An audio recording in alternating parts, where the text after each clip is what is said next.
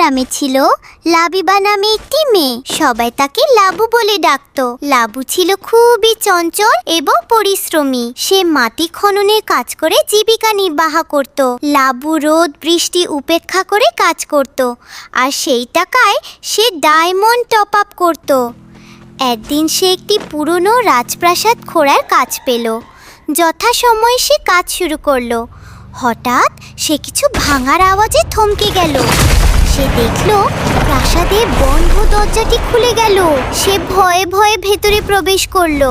লাবু দেখল সে যত ভেতরে যাচ্ছে ততই পথ আলোকিত হয়ে উঠছে।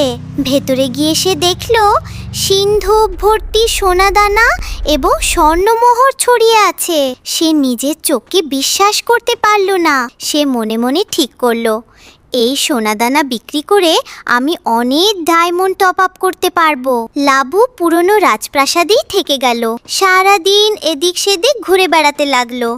কি সুন্দর দৃশ্য!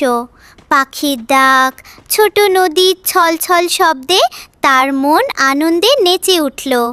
হঠাৎ একদিন সে দেখল প্রাসাদের সামনে ছোট একটি পুকুর। পুকুরে পানিগুলো খুবই স্বচ্ছ।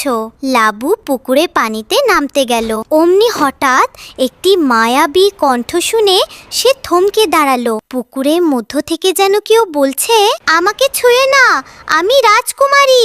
লাবু অবাক হলো। সে ভাবল হয়তো তার মনে ভুল। সে আবার পানিতে নামতে গেল। আবারও আগের মতো কেউ বলে উঠল, ছুঁয়ো না আমায়, আমি রাজকুমারী। রাজকুমারী, আপনি পানি হলেন কিভাবে?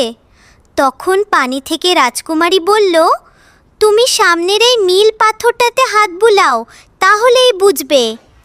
লাবু ভয়ে ভয়ে নীল পাথরে হাত বুলালো। অমনি হলো এক মজার দৃশ্য। সে দেখল পাথর ফেটে বেরিয়ে এলো এক সুন্দরী রাজকুমারী। তারপর লাবু রাজকুমারীকে বলল, আপনি পানি হলেন কিভাবে? তখন রাজকুমারী বলল, सैया ने देखा ऐसे मैं पानी पानी हो गई।